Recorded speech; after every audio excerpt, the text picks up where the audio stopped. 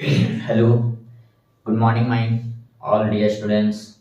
कैसे हैं आप सब? उम्मीद करते हैं आप सब स्वस्थ होंगे, मस्त होंगे और व्यस्त होंगे। मैं लवर सर सीधे केमिस्ट्री अड्डा से, और आप सभी का स्वागत है आपका अपना यूट्यूब चैनल केमिस्ट्री अड्डा पर। और केमिस्ट्री अड्डा एप्लीकेशन पर आप सभी का दिल खोल के स्वागत करते हैं। माय डियर स्टूडेंट्स, आप लोगों को पता होगा कि हम लोग का अभी सुपर टेस्ट सीरीज चल रहा है, और एप्लीकेशन पर बहुत सारे जो है हर चैप्टर के ऑब्जेक्टिव और सब्जेक्टिव क्वेश्चन के बारे में हम लोग डिस्कस किए थे और कर रहे हैं। क्योंकि अभी फिलहाल एग्जाम को ध्यान में रखते हुए हर चैप्टर के जो है ऑब्जेक्टिव और सब्जेक्टिव क्वेश्चन हम लोग क्या कर रहे थे, डिस्कस कर रहे थे। और आज लेकर आए हैं हम लोग क्लास 12 के पी ब्लॉक चैप्टर के जितने भी ऑब्जेक्टिव क्वेश्चन है उससे रिलेटेड कुछ इंपॉर्टेंट ऑब्जेक्टिव क्वेश्चन जो है आपके सामने पेश करने जा रहे हैं। तो my dear students, be attention, ध्यान दीजिएगा कि क्या क्या क्वेश्चन है आपके सामने हम लोग पेश कर रहे हैं। और बहुत सारे ऐसे क्वेश्चन होंगे जो कि एग्जाम में आने वाले हैं। ठीक है, तो चलिए, समय कम है और हम लोग को पढ़ना बहुत ज्यादा है, चूंकि सीधे मुद्दे की बात करेंगे हम लोग। और मुद्दा हम लोग का क्या है? P block. क्या है मुद्दा हम लोग का? P block.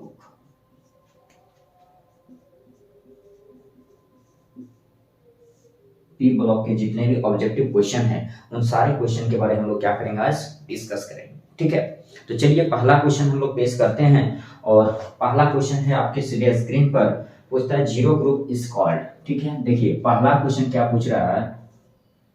पहला क्वेश्चन पूछा है जीरो ग्रुप। जहां भी दिक्कत होगी आप टेक्निकल टीम या टोल फ्री नंबर से आप संपर्क कर सकते हैं। ओके माय डियर स्टूडेंट्स, तो zero group is also called. Question पूछ रहा है कि जीरो ग्रुप को क्या कहा जाता है, जीरो ग्रुप को किस नाम से जाना जाता है, ये आपका पूछ रहा है ऑब्जेक्टिव क्वेश्चन। चार ऑप्शन आपके सामने दिया है कि कौन से ग्रुप को जीरो ग्रुप कहा जाता है या जीरो ग्रुप के नाम से जाना जाता है। तो ऑप्शन नंबर ए में आपका है ग्रुप 13, ऑप्शन नंबर बी में है ग्रुप 16, ऑप्शन नंबर सी में है ग्रुप 18 और ऑप्शन नंबर डी में है ग्रुप 17। ये है आपका क्वेश्चन। ठीक है,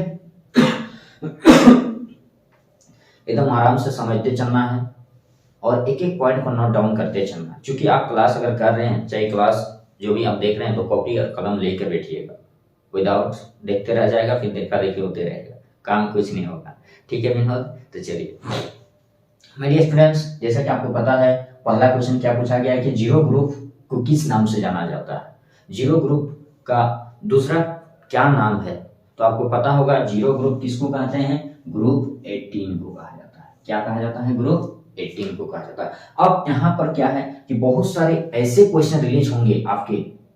कैसे क्वेश्चन सर? कि जैसे यहाँ पर ग्रुप 18 के बाद क्या गया है, तो ग्रुप पी ब्लॉक में कितने ग्रुप्स होते हैं? 6 ग्रुप होते हैं। क्योंकि आपको पता होगा कि क्लास जहां भी आप किए होंगे या जहां भी पढ़े होंगे, वहां पर जब डिटेल से आपको पढ़ाया गया होगा तो वहां पर बताया गया होगा कि ग्रुप पी ब्लॉक में कितने ग्रुप्स होते हैं, कितने पीरियड होते हैं, कौन सा ग्रुप को किस नाम से जाना जाता है, कौन सा पीरियड को किस नाम से जाना जाता है। ठीक है, तो यहाँ पर देखिए वो 4 ऑप्शन दिया है और 4 ऑप्शन को हम लोग डिटेल से समझेंगे। ठीक है, क्योंकि धीरे धीरे हम लोग जिंदगी में आएंगे। तो यहाँ पर ग्रुप 18 को किस नाम से जाना गया? जीरो ग्रुप से। अब ग्रुप 13 को किस नाम से जाना जाता है? देखिए पी ब्लॉक में 6 ग्रुप होते हैं, यहाँ पर मैं डिस्कस आपको कर देता हूँ। Group 13, group 14, group 15, group 16, group 17 और ग्रुप 18। ये सारे ग्रुप किस में आते हैं? पी ब्लॉक में आते हैं। तो ग्रुप 13 का नाम है आपका बोरॉन फैमिली। कौन सा फैमिली? Boron family. ये है आपका group 13। Okay my students, group 14 का अगर बात किया जाए तो ये आता है आपका कार्बन फैमिली। कौन सा फैमिली? कार्बन। दिख रहा है ना सभी को? कोई तकलीफ तो नहीं ना है, इशू तो नहीं ना है? और अगर कुछ इशू है, तकलीफ है, कष्ट है, दिल में दर्द है, तो कमेंट बॉक्स में कमेंट जरूर कीजिएगा। ओके माय डियर स्टूडेंट्स, चलिए उन सारी समस्या को दूर किया जाएगा। अब है ग्रुप 15, इसको बोला जाता है nitrogen family, nitrogen family. Group 16 को कहा जाएगा ऑक्सीजन फैमिली। ग्रुप 17 को कहा जाता है हेलोजन फैमिली। और ग्रुप 18 को क्या कहा जाता है? जीरो ग्रुप, या आप इसे कह सकते हैं नोबल गैसेस। कौन सा गैसेस? तो इन सारे पॉइंट्स को आप नोट डाउन कर लीजिएगा, हो सके इनमें से कोई भी आपको पूछ दे, ठीक है ना। चलिए अब नेक्स्ट क्वेश्चन नंबर 2, ठीक है। क्वेश्चन नंबर 2 में क्या पूछा है, थोड़ा सा देखते हैं, नजर डालते हैं। Which is P block elements? 4 option आपके दिया हुआ है और पूछा है कि P ब्लॉक का एलिमेंट्स कौन है, ठीक है। ऑप्शन नंबर ए में दिया है पोटेशियम, ऑप्शन नंबर बी में दिया है आयरन, ऑप्शन नंबर सी में दिया है जिंक, और ऑप्शन नंबर डी में आपको पूछा है Fe। ये 4 ऑप्शन आपके सामने दिया गया है और चारों ऑप्शन में आपको बताना है कि P ब्लॉक का एलिमेंट्स कौन है। तो सबसे पहले तो आपको जानना पड़ेगा कि P ब्लॉक एलिमेंट्स को कैसे हम लोग आइडेंटिफाई करते हैं। How to identify the elements of P block elements. My dear students, वैसा एलिमेंट्स जिसका लास्ट इलेक्ट्रॉन P सबसेल में रहता है, वैसा एलिमेंट्स जिसका लास्ट इलेक्ट्रॉन P सबसेल में रहता है। अब यहाँ पर पता कैसे चलेगा कि कौन सा एलिमेंट्स P सबसेल में है, कौन सा एलिमेंट्स का लास्ट इलेक्ट्रॉन P सबसेल में है? तो उसके लिए आपको क्या जानना पड़ेगा? कॉन्फ़िगरेशन। क्या जानना पड़ेगा? कॉन्फ़िगरेशन। और कॉन्फ़िगरेशन जानने के लिए आपको क्लास 11 का एटॉमिक स्ट्रक्चर पढ़ना पड़ेगा, और अगर आपने नहीं पढ़ा है तो आप प्रीवियस वीडियो को आप देख सकते हैं, atomic structure bye Hubble sir, वहां पर जाइए, आप उस वीडियो को पूरा डिटेल से देखिए, फिर इन सारे क्वेश्चन को आप तबड़तोड़ आंसर दे सकते हैं। माय डियर स्टूडेंट्स, अब यहाँ पर कैसे आइडेंटिफाई करें, हालांकि मैंने एक ट्रिक भी बताया था आपको। P ब्लॉक के एलिमेंट्स को ग्रुप 13 के एलिमेंट्स को कैसे याद रखा जाता है, ग्रुप 14 के एलिमेंट्स को कैसे याद रखा जाता है, ग्रुप 16 के एलिमेंट्स को कैसे याद रखा जाता है, ग्रुप 17 के एलिमेंट्स को कैसे याद रखा, इन सारे ट्रिक को मैंने P ब्लॉक में पढ़ा चुका हूँ, ठीक है। हालांकि P ब्लॉक ये तो हम लोग अभी पढ़ रहे हैं, डायरेक्ट ऑब्जेक्टिव क्वेश्चन सोल्यूशन कर रहे हैं, लेकिन इसका जो थियोरेटिकल क्वेश्चन है उसमें आपको पूरा डिटेल से जहाँ क्लास में पढ़ाया गया उस टॉपिक को आप देख सकते हैं, तो फिर समझ में आ जाएगा। हालांकि हम लोग को सोल्यूशन कर ही लेंगे जितने भी क्वेश्चन हैं। तो यहाँ पर देखिए, ये आता है आपका एस ब्लॉक में, ठीक है। ये भी आता है, ये देखिए जिंक किस में आता है? 3D सीरीज में आता है, 3D10 होता है कॉन्फ़िगरेशन।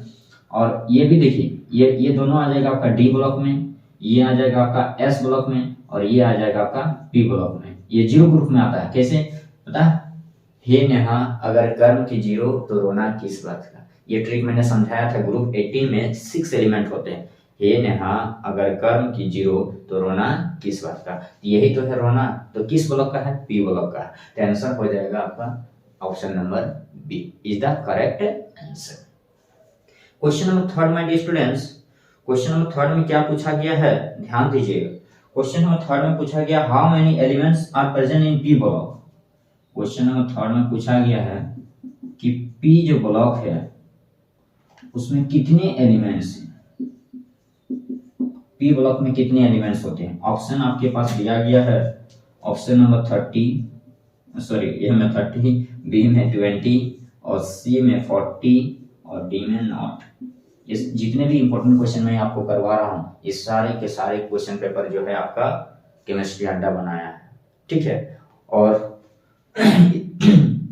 इसी तरह आप लोग का प्यार मिलता रहे, स्नेह मिलता रहे, ताकि आप लोगों के लिए मैं यूट्यूब पे फ्री क्लास जो है हर चैप्टर के ऑब्जेक्टिव और सब्जेक्टिव क्वेश्चन के बारे में डिस्कस करता रहूं आप सबों के साथ, ताकि जो है अधिक से अधिक मार्क्स लाकर आप अपना नाम रोशन करें और अपने जिंदगी में जो है जहां तक आपको पहुंचना है, जहां तक आपका हम सफर हो, जहां तक आपका मोहब्बत जाए वहां तक आप जरूर पहुंचे, ठीक है। चलिए, मोहब्बत तो करना ही है, बट मोहब्बत हम लोग अभी कर रहे हैं पी ब्लॉक के साथ। किसके साथ? पी ब्लॉक के साथ। और पी ब्लॉक का क्वेश्चन क्या पूछा था कि पी ब्लॉक में कितने एलिमेंट्स होते हैं, how many elements in P block. P block कितने एलिमेंट्स होते हैं टोटल, तो आपको पता होगा पी ब्लॉक में कितने एलिमेंट्स होते हैं, 31 एलिमेंट्स होते हैं। कितने एलिमेंट्स? 31। यहाँ पर कहीं भी 31 एलिमेंट्स नहीं दिया हुआ, यानी ऑप्शन नंबर डी हो जाएगा। क्या हो जाएगा? डी। याद रखना, पी ब्लॉक में 31 एलिमेंट्स होते हैं, ठीक है। चलिए, क्वेश्चन नंबर 4 पूछा है the configuration of P block. P block का कॉन्फ़िगरेशन पूछा है, configuration of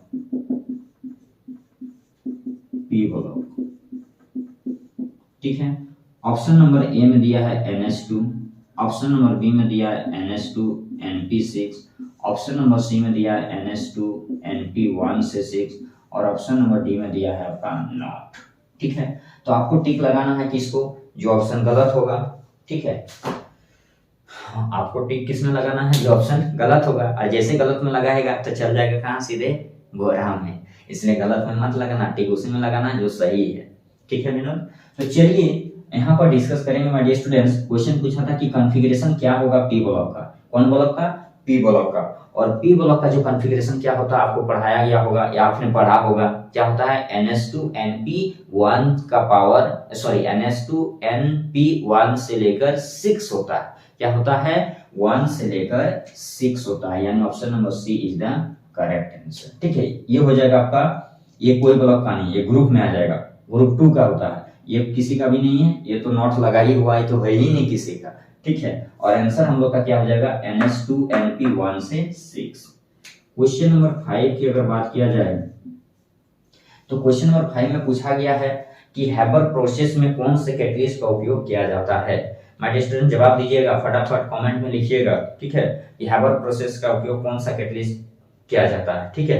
which catalyst is used in Haber process, Haber process में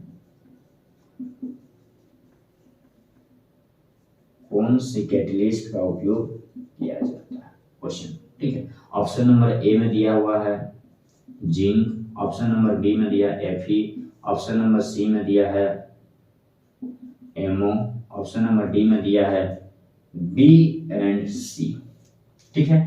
तो फटाफट कमेंट कीजिएगा कि हैबर प्रोसेस में कौन सा कैटलिस्ट का उपयोग किया जाता है, एकदम कमेंट बॉक्स में आना चाहिए आंसर, क्या आना चाहिए कि हैबर प्रोसेस में कौन सा कैटलिस्ट का यूज किया जाता है। माय डियर स्टूडेंट्स आपको पता होगा यहाँ पर पी ब्लॉक में हम लोग 3 प्रोसेस पढ़ते हैं, एक हैबर प्रोसेस, एक कॉन्टैक्ट प्रोसेस और एक स्टुअर्ट प्रोसेस, ठीक है। पी ब्लॉक जो टॉपिक है, पी ब्लॉक जो चैप्टर है आपका, उसमें हम लोग 3 प्रोसेस में पढ़ते हैं, एक हैबर प्रोसेस, एक स्टुअर्ट प्रोसेस और एक कॉन्टैक्ट प्रोसेस। और तीनों प्रोसेस में अलग अलग कैटलिस्ट लिया जाता है, तीनों प्रोसेस में अलग अलग टेम्परेचर लिया जाता है, तीनों प्रोसेस में अलग अलग प्रेशर लिया जाता है। माय डियर स्टूडेंट्स तो यहाँ पर हम लोग डिस्कस कर रहे थे कि हैबर प्रोसेस में कौन सा कैटलिस्ट का यूज किया जाता है, which type of catalyst is used in A Haber process. तो हैबर प्रोसेस में कौन सा कैटलिस्ट यूज होता है Fe प्लस MO, दोनों का कॉम्बिनेशन। हालांकि अगर ऑप्शन में आपको एक ही दिया रहता है सिर्फ Fe तो आप Fe को टिक लगाते हैं, और अगर MO रहता तो सिर्फ MO को लगाते। लेकिन इस क्वेश्चन में क्या दिया है, ऑप्शन में आपको दोनों दिया हुआ, Fe भी दिया है और MO भी दिया है, तो इस टाइप के क्वेश्चन में आपको बोथ को टिक लगाना पड़ेगा। तो आंसर हो जाएगा आपका ऑप्शन नंबर डी, दोनों सही होगा, Fe प्लस MO, ठीक है। क्वेश्चन नंबर 6 ध्यान दीजिएगा। क्वेश्चन नंबर 6 में पूछा गया है आपको suitable temperature for Haber process, जी ध्यान दीजिएगा, ठीक है। हैबर प्रोसेस में कितना टेम्परेचर लिया जाता है, ये आपका क्वेश्चन पूछा गया है। ऑप्शन नंबर ए में दिया है 500 degree Celsius, option number B में 550 degree Celsius, option number C में 600 डिग्री सेल्सियस और ऑप्शन नंबर डी में दिया है नॉट, ठीक है। ये है आपका क्वेश्चन और ऑप्शन सीधे स्क्रीन पर। जवाब कमेंट में दीजिएगा, सॉरी आंसर कमेंट में दीजिएगा, जवाब तो मैं कर रहा हूं। क्या है क्वेश्चन में डियर कि हैबर प्रोसेस में कितना टेम्परेचर लिया जाता है, और the suitable temperature in Haber process. My dear students, you know that the temperature in Haber process required 550 degree Celsius. कितना डिग्री लिया जाता है, 550 डिग्री सेल्सियस टेम्परेचर लिया जाता है। तो option number B is the correct answer. ये था क्वेश्चन नंबर आपका 6। क्वेश्चन नंबर 7 में हम लोग आगे बढ़ते हैं, धीरे धीरे मोहब्बत को हम लोग आगे बढ़ाते हैं। और क्वेश्चन नंबर 7 में पूछा गया है which catalyst is used in Ostwald process। देख लीजिए फिर से आ गया क्वेश्चन कि ऑस्टवाल्ड प्रोसेस। अभी मैंने डिस्कस किया था ना कि 3 प्रोसेस के बारे में हम लोग डिस्कस करेंगे, नहीं अगर क्वेश्चन आएगा तो हम लोग खुद डिस्कस कर लेंगे, ठीक है। ऑस्टवाल्ड प्रोसेस, क्योंकि जेक का कोई गारंटी नहीं है कहाँ से क्वेश्चन क्या दे देगा, इसका कोई माई बाप नहीं है, ठीक है। क्योंकि जेक का अभी तक ना रूटीन बना पाता है, ना एग्जाम का डेट सही से दे पाता है, ना रिजल्ट दे पाता है, ठीक है। इसलिए आप अपने में स्ट्रॉन्ग रहिए और जेक के साथ लड़ने के लिए आपको खुद जो है स्ट्रॉन्ग होना पड़ेगा, ताकि क्वेश्चन कहीं से पूछे आंसर तुरंत आ जाना चाहिए।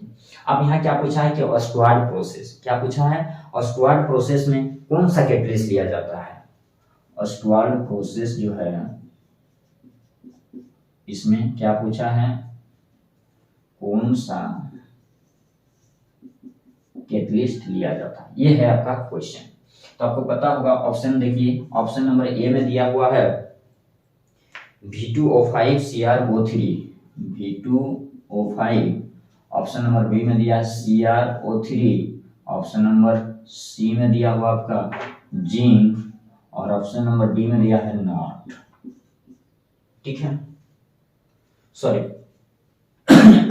पीटी दिया हुआ, क्या दिया हुआ, पीटी दिया हुआ। ये है आपका ऑस्टवार्ड प्रोसेस में कौन सा कैटलिस्ट का यूज किया जाता है। Which catalyst is used in Ostwald process? My dear students, you know that in like Haber process, Fe plus MO, both catalyst is used, the combination of Fe and MO, and in Haber process, sorry, in Ostwald process, तो Ostwald process में कौन सा catalyst का use किया जाता है, PT catalyst का use किया जाता है। कौन सा कैटलिस्ट यूज किया जाता है, पीटी कैटलिस्ट का यूज किया जाता है। ये आपको याद रखना पड़ेगा, ठीक है, दिमाग में सेट रखना पड़ेगा। अब करना क्या है, क्वेश्चन नंबर 8 बढ़ेंगे। तो क्वेश्चन नंबर 8 में पूछा है कि suitable temperature for Ostwald process, suitable pressure पूछ दिया। देखिए यहाँ पर प्रेशर पूछ दिया, ऑस्टवाल्ड प्रोसेस जो है इसमें कितना प्रेशर चाहिए, ये है आपका क्वेश्चन।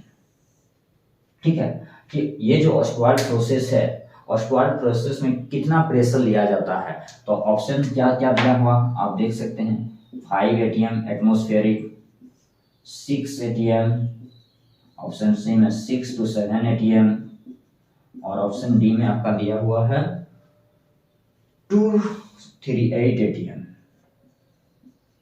ये दिया हुआ ऑप्शन आपका, पहला क्या दिया है 5 atm, दूसरा दिया है 6 atm, तीसरा 6 to 7 atm, और चौथा 8 atm। ठीक है, एटमॉस्फेरिक, एटीएम मतलब एटीएम पैसा निकालने वाला मशीन का बात नहीं कर रहा, यहाँ पर एटमॉस्फेरिक की बात किया गया, एटमॉस्फेरिक का बात किया गया। क्योंकि प्रेशर का जो यूनिट होता है वो पास्कल में भी होता है, बार में भी होता है, और एटमॉस्फेरिक में भी होता है। माय डियर स्टूडेंट, तो यहाँ पर जो है ऑस्टवार्ड प्रोसेस का बात किया गया है, और ऑस्टवार्ड प्रोसेस में कितना प्रेशर रहता है, तो आपको पता होगा 6 to 7 atm रहता है। कितना रहता है, 6 से 7 के बीच रहता है।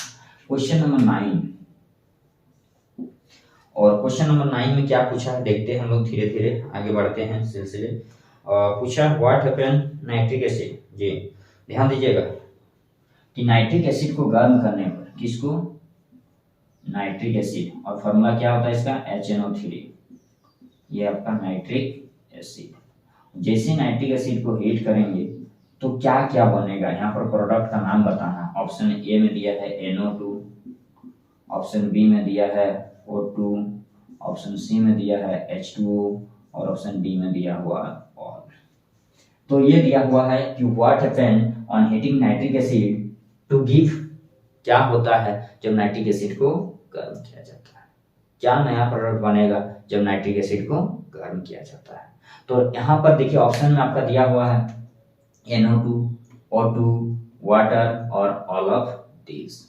तो इसका आंसर जो हो जाएगा, इसका आंसर ऑल ऑफ देम हो जाएगा, क्योंकि जैसे ही इसको हीट करते हैं ना नाइट्रिक एसिड को, इसमें NO2 भी रिलीज होता है, ऑक्सीजन भी रिलीज होता है, और पानिया भी बाहर जाता है।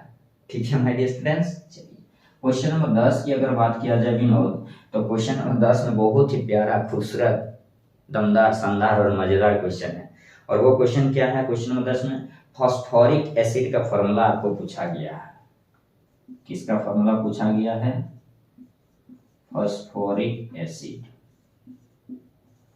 का फॉर्मूला क्या होता है, ये क्वेश्चन पूछ रहा है। What is the chemical formula of phosphoric acid. Option number A H3PO3, option number B H3PO4, option number C H4P2O6, और ऑप्शन नंबर डी में आपका दिया हुआ है H4P2O7, H4P2O7। तो फॉस्फोरिक एसिड एक होता है फॉस्फोरस एसिड, एक होता है फॉस्फोरिक एसिड, एक होता है ऑर्थोमेटाफॉस्फोरस एसिड, ऑर्थोपाराफॉस्फोरिक एसिड। फॉस्फोरस का जो ऑक्सो एसिड होता है बहुत लगभग हमको लगता है 6 से 7 टाइप का ऑक्सो एसिड होता है, बट यहाँ पर आपको क्वेश्चन क्या पूछा है, फॉस्फोरिक एसिड, और फॉस्फोरिक एसिड का फॉर्मूला होता है H3PO4। अगर फॉस्फोरस एसिड पूछता तो H3PO3 होता है। ये होता है फॉस्फोरस एसिड, ये होता है फॉस्फोरस एसिड, और फॉस्फोरिक एसिड क्या होता है, H3PO4 होता है। ये था क्वेश्चन नंबर 10। क्वेश्चन नंबर 11 की अगर बात किया जाए तो क्वेश्चन नंबर 11 में पूछा गया है sulphur shows which type of valency. क्या पूछा गया है कि सल्फर जो है किस टाइप के वैलेंसी को शो करता है, सल्फर जो है किस टाइप के वैलेंसी को शो करता है। क्वेश्चन नंबर 11,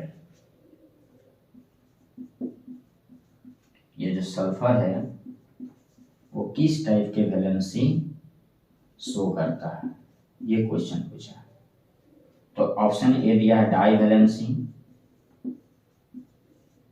ऑप्शन बी दिया है टेट्रा वैलेंसी,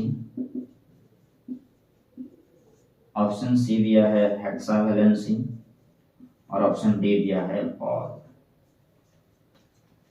ठीक है, क्वेश्चन पूछ रहा है sulphur shows which type of valency, कि सल्फर जो है कितने टाइप के वैलेंसी को शो करता है, किस किस टाइप के वैलेंसी को वो क्या करता है, दिखाता है। तो आपको पता होगा कि वैलेंसी अगर आपको पता लगाना है, अगर वैलेंसी पता लगाना है तो क्या करना पड़ता है, सबसे पहले उसका कॉन्फ़िगरेशन निकालना पड़ता है। कॉन्फ़िगरेशन निकालेंगे तो अनपेड इलेक्ट्रॉन निकालेंगे, और अनपेड इलेक्ट्रॉन जब निकल जाएगा तो अनपेड इलेक्ट्रॉन में हम लोग देखेंगे कितने अनपेड इलेक्ट्रॉन आ रहा, और 3 स्टेट में शो करेगा, एक जनरल स्टेट, एक एक्साइटेड स्टेट और एक डबल एक्साइटेड स्टेट। क्योंकि सल्फर के पास क्या होता है, खाली डी ऑर्बिटल रहता है, एम्प्टी डी ऑर्बिटल उसके पास ऑलरेडी रहता है, जिसके कारण वो डी ऑर्बिटल कहाँ चला जाता है, डी ऑर्बिटल रहता है, जिसके कारण जो पेयर इलेक्ट्रॉन है एस का वो चला जाता है डी के पास। कॉन्फ़िगरेशन आप पढ़े होंगे, ठीक है। तो ये जो क्या करता है, ये चारों टाइप के वैलेंसी को शो करता है। इसमें डाई वैलेंसी भी शो करेगा, टेट्रा वैलेंसी भी शो करेगा, और हेक्सा वैलेंसी भी शो करेगा। तो आंसर हो जाएगा all of them. Question number 12 की बात करते हैं, 12th नंबर। वेट कीजिएगा, थोड़ा सा नोट कीजिए, तब तक फिर हम लोग डिस्कस करते हैं क्वेश्चन नंबर 12 में क्या है और क्या नहीं है। ठीक है, तो चलिए बने रहिए मेरे साथ, तब तक नोट कीजिए फटाफट। Waits please wait my dear students, only 1 minutes.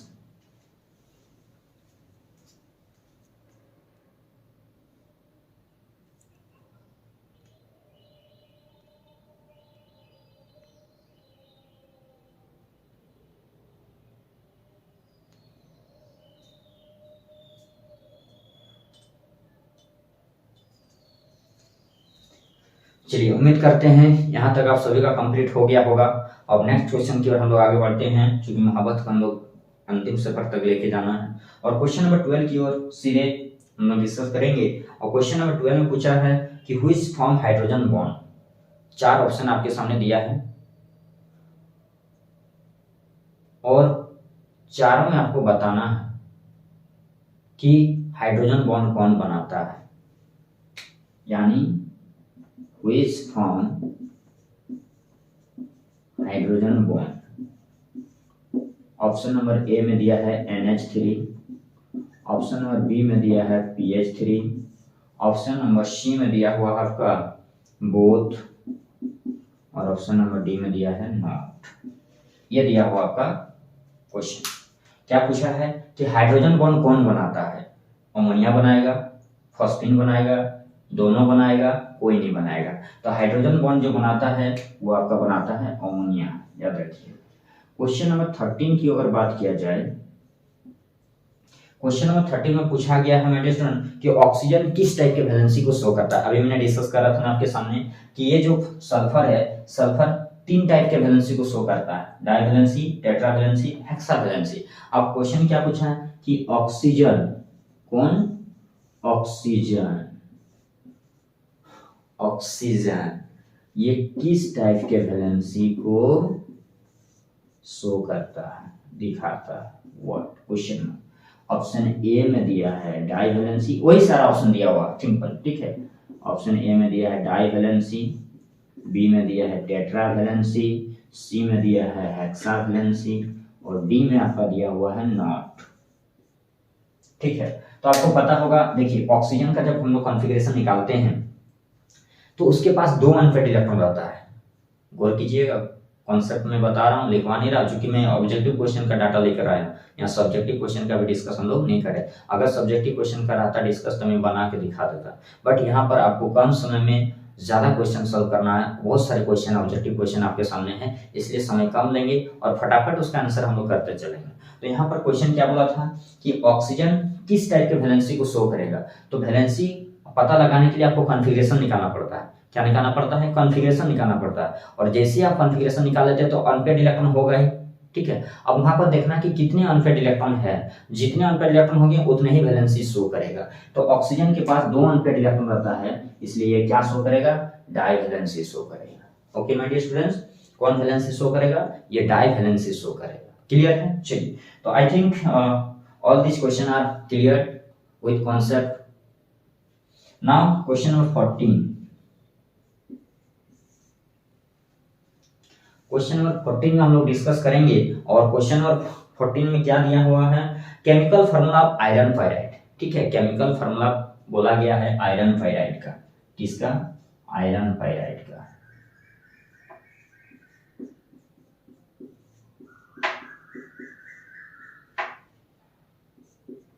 इसका फार्मूला पूछा है, क्या होता है?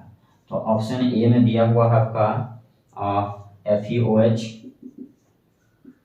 ऑप्शन बी में दिया है FeS, ऑप्शन सी में दिया है FeS2 और ऑप्शन डी में दिया हुआ है नॉट।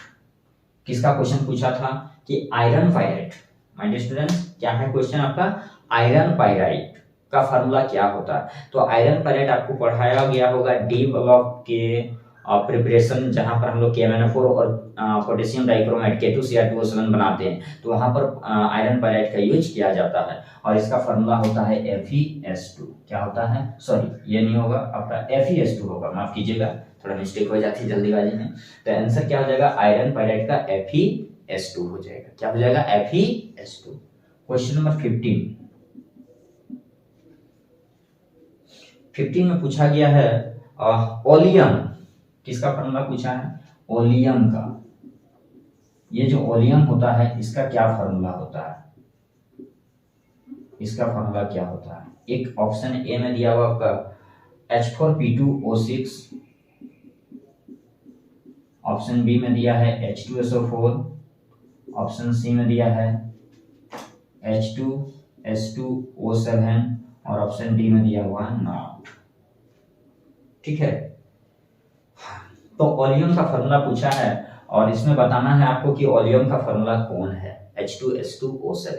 इनमें से कौन सा जो फार्मूला है ओलियम का है, कौन सा केमिकल कंपाउंड ओलियम शो कर रहा है? तो option number C is the correct answer. ये क्या है आपका? ओलियम का फार्मूला है। क्योंकि इसको जैसे ही वाटर में डिजोल्व करेंगे तो 2 मोल ऑफ सल्फ्यूरिक एसिड क्या होता है? मिलता है, प्योर H2SO पर मिलता है। और ये कहाँ मिलेगा आपको पता है? कॉन्टैक्ट प्रोसेस में। कौन सा प्रोसेस में? Contact process. आप निकाल के देख लीजिए, वहां पर ओलियम बनता है और जैसे ही ओलियम का हाइड्रोलाइसिस कराएंगे, ओलियम को जैसे ही पानी में डुबाएंगे, जैसे ही पानी में मिलाएंगे तो वो क्या बना के देता है? सल्फ्यूरिक एसिड देता है। Question number 16। क्वेश्चन नंबर 16 में पूछा गया है कि V2O5 is used in which process? एक कैटलिस्ट है और वो क्या कैटलिस्ट है? V2O5। पूछा है इसका यूज कौन सा प्रोसेस में किया जाता है? ठीक है, तो V2O5 कौन सा ये जो यूज होता है आपका कौन सा कैटलिस्ट में? ये होता है आपका कॉन्टैक्ट प्रोसेस में। कौन सा प्रोसेस में? Contact process. आंसर हो जाएगा आपका कॉन्टैक्ट प्रोसेस। सिंपल। कौन सा प्रोसेस में? कॉन्टैक्ट प्रोसेस में होता है। क्वेश्चन नंबर 17 की अगर बात किया जाए, क्वेश्चन नंबर 17 में पूछा है my dear students, which one of the following is inter halogen compound. ठीक है, क्या पूछा है? इंटर हैलोजन कंपाउंड्स कौन है? तो इंटर हैलोजन कंपाउंड आपको पता होगा, सबसे पहले तो मीनिंग जानना पड़ेगा। ठीक है, क्या जानना पड़ेगा? मीनिंग जानना पड़ेगा। और मीनिंग जानेंगे तो आपको सारा ऑब्जेक्टिव और सब्जेक्टिव सब पता चल जाएगा। इंटर हैलोजन कंपाउंड वैसे कंपाउंड जिसमें 2 हैलोजन एटम कंबाइन रहता है, ये ना बताया तुम्हें? Inter halogen compound. Inter halogen compound कौन है? आपको ऑप्शन दिया हुआ है कि कौन सा इंटर हैलोजन कंपाउंड है। ऑप्शन ए में दिया PCl5, ऑप्शन बी में दिया XeF4,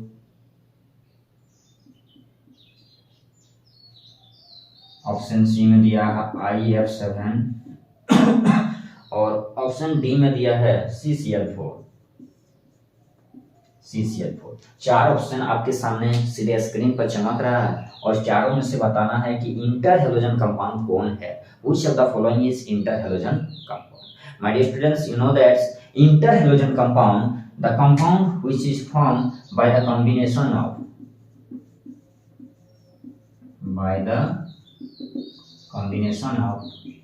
two and more than two. Okay, then by the combination of two halogen atom.